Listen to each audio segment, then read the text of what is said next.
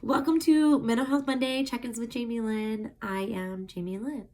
So this week I want to talk to you about anger and trauma and why anger is a common response to trauma. We all know what it feels like to be angry. And to be honest, it's part of our survival response. It's part of who we are. It's a normal instinct. And it's pretty healthy. And that's because it's part of, our core of who we are as human beings. And it's really part of our survival response as humans. It helps us cope.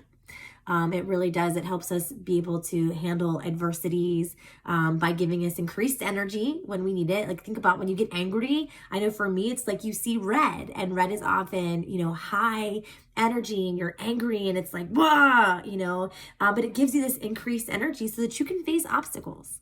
It's a very normal response. However, uncontrolled anger can lead to a continued and ongoing sense of being out of control. And it can create multiple problems in your personal life, in your work life, especially if you suffer from PTSD, if you've experienced trauma. So not being able to control that anger response is really unhealthy.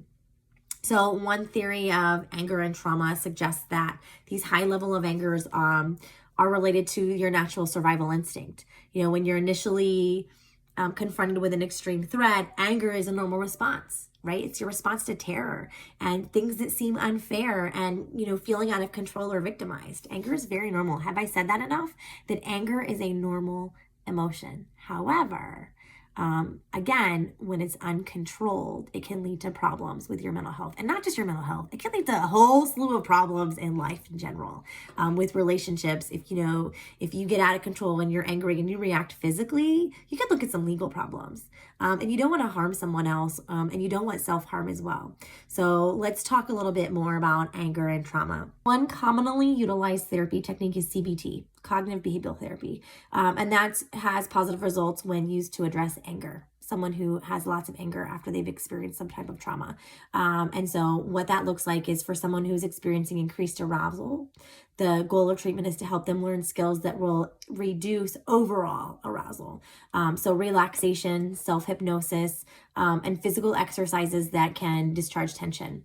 For behavior, the goal of the CBT is to review a person's most frequent ways of behaving under perceived threats, and then help them expand on possible responses, right? So let's talk about how you reacted. Now let's expand on that and see how we can react a little bit less angry and more healthy and better. So kind of a think first, act later type.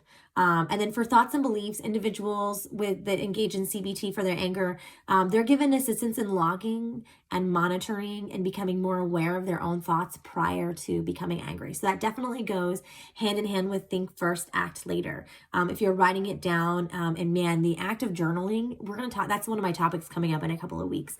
And we're going to jump into that a little more in depth.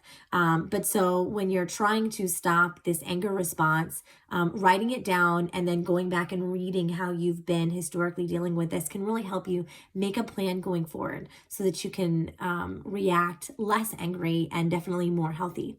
There's so many other strategies for helping people that have PTSD and that deal with frequent increases in anger. However, CBT is just one. And again, I'm not an expert here. These are just, I want to get you thinking and I want to get you talking. So if you're someone who is experiencing some anger as a result of a trauma, look into this. But look into some other stuff as well, because CBT isn't the end all and say all. It's just one of the really commonly used therapies that has a positive outcome. So anyways, don't stay angry. We'll see you next week.